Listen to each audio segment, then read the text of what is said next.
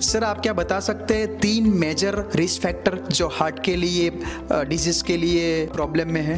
Very good question. हम सब लोग जानते हैं और काफ़ी टाइम इस बारे में डिस्कशन हो गया है कि भाई ये हार्ट की समस्या पर्टिकुलरली और इंडियन पॉपुलेशन में इतनी ज़्यादा क्यों बढ़ रही है, हार्ट अटैक की समस्या इतनी ज़्यादा क्यों बढ़ रही है खास करके इंडियन पॉपुलेशन में। वो सबसे बड़ा क्वेश्चन है आज की तारीख में और वो एक बड़ी चैलेंज है मेडिकल साइंस को भी। मैं आपको ये बताना चाहूँगा कि blood pressure, diabetes, cholesterol, obesity, physical activity कम होना, ये सारे रिस्क फैक्टर्स हम जानते हैं, जिसमें से कुछ रिस्क फैक्टर्स ऐसे हैं कि जो मॉडिफाइबल है, मतलब जिसको हम चेंज कर सकते हैं। कुछ रिस्क फैक्टर्स ऐसे हैं जो नॉन मॉडिफाइबल है, जिसको हम चेंज नहीं कर सकते। जैसे मेल सेक्स में फीमेल के कंपैरिजन में ज़्यादा चांसेस होता है, जैसी एज बढ़ती है हमारे चांसेस ज़्यादा बढ़ जाते हैं, तो हम उसको रिवर्स नहीं कर सकते। फैमिली हिस्ट्री है तो उसको हम नहीं बदल सकते, लेकिन हम ब्लड प्रेशर को, डायबिटीज़ को, कोलेस्ट्रॉल को, ये स्मोकिंग को, ये सब चीज़ को हम डेफिनेटली कंट्रोल कर सकते हैं। अगर मुझे 1-2-3 बताना है, मेरे इतने एक्सपीरियंस के बाद मैं बता सकता हूँ कि सबसे बड़ा रिस्क फैक्टर है आपका हेरिडिटरी फैक्टर्स, आनुवंशिक परिबळ, जो हम बदल नहीं सकते हैं,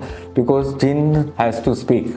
तो अगर आपके घर में किसी को सडन डेथ बहुत छोटी उम्र में हुई है या बहुत छोटी उम्र में हार्ट अटैक आया है इमीडिएट फैमिली रिलेशन में, तो आपके चांसेस हार्ट अटैक के दूसरे के कंपैरिजन में बहुत ज़्यादा है। दूसरा रिस्क फैक्टर अगर मुझे बताना है जो बहुत ज़्यादा इंक्रीज हो रहा है और हम उसके लिए भी कैपिटल कंट्री हो गए वर्ल्ड में, वो है डायबिटीज़। तो diabetes is the second most risk factors I would say, कि जिसमें हार्ट की डिसीज़ बहुत तीव्र होती है, बहुत फैली हुई बीमारी है, बहुत छोटी उम्र में उसमें भी हार्ट के रिलेटेड तकलीफ आती है। हार्ट के अलावा भी और तकलीफ डायबिटीज़ की वजह से होती है, बट अगर हम हार्ट डिजीज़ के बारे में बताएं तो सेकंड थिंग वो हार्ट डिजीज़ है। और तीसरा परिबळ जो है, जो बहुत इंक्रीज हो रहा है, वो है tobacco consumption in the form of smoking और टोबैको च्यूइंग पर से, जो कि यंग जनरेशन में दिन ब दिन बढ़ता जा रहा है।